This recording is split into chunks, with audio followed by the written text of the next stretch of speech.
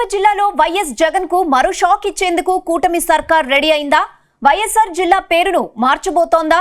గతంలో చంద్రబాబు ముఖ్యమంత్రిగా ఉన్న టైంలో లేని ప్రతిపాదన ఇప్పుడెందుకు తెర మీదకొచ్చింది? జగన్ ను మరోసారి ఇబ్బంది పెట్టేందుకు కూటమి నేతలు కొత్త అంశాన్ని ఎత్తుకున్నారా? మరి ఈ విషయంలో వైసీపీ ఎలా కార్యాచరణ రూపొందిస్తోంది?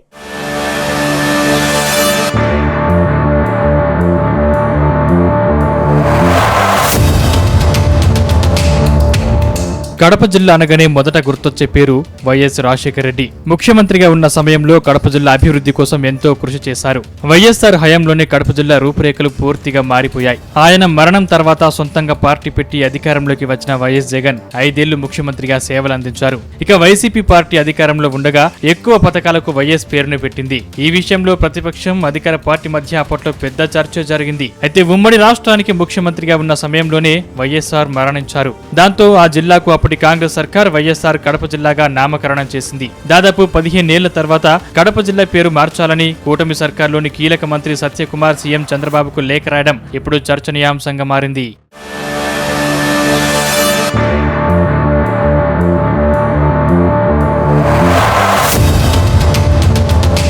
ఇక ప్రస్తుతం ఉన్న వైఎస్ఆర్ జిల్లాను వైఎస్ఆర్ కడప జిల్లాగా మార్చాలని మంత్రి సత్యకుమార్ సీఎంను కోరారు. కడప జిల్లాకు ఆ పేరు పెట్టడం వెనుక ఉన్న చారిత్రక నేపథ్యాన్ని లేఖలో మంత్రి వివరించారు. ఈ లేఖలో కడప జిల్లా ప్రాముఖ్యతతో పాటు వైసీపీ అధినేత జగన్ తీరుపై విమర్శలు గుప్పించారు. కలియుగ దైవం వెంకటేశ్వరుడి సన్నిధికి చేరడానికి తొలి గడప కడప. కడప పేరుకు ఒక చారిత్రక నేపథ్యం, ఆధ్యాత్మిక ప్రాశస్త్యం ఉన్నాయి. వీటి పట్ల అవగాహన రాహిత్యంతో గత ప్రభుత్వం వైఎస్ఆర్ జిల్లాగా పేరు మార్చిందని ఆరోపించారు. అయితే వైఎస్ రాజశేఖర రెడ్డి ముఖ్యమంత్రిగా కడప జిల్లా అభివృద్ధికి కృషి చేశారన్నది ఎవరూ కాదనలేని సత్యమన్న మంత్రి సత్యకుమార్ గత అసెంబ్లీ సమావేశంలో కడప జిల్లా పేరు మార్చాలని కోరిన విషయాన్ని సీఎంకు రాసిన లేఖలో ప్రస్తావించారు.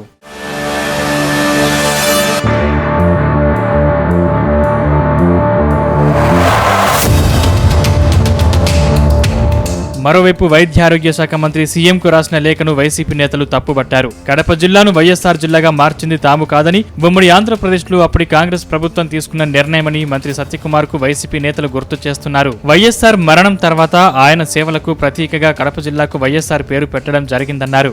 అది తాము తీసుకున్న నిర్ణయం కాదని వైసీపీ నేతలు చెబుతున్నారు. 2014 నుంచి 2019 వరకు మీ ప్రభుత్వమే అధికారంలో ఉందని, అప్పుడు మార్చని పేరు ఇప్పుడెందుకు మార్చాలని అడుగుతున్నారంటూ వైసీపీ నేతలు ప్రశ్నిస్తున్నారు. ఒకవేళ ప్రభుత్వం జిల్లా మార్పుపై ముందుకు వెళితే వైఎస్ఆర్ అభిమానుల ఆగ్రహానికి గురికాక తప్పదని హెచ్చరిస్తున్నారు.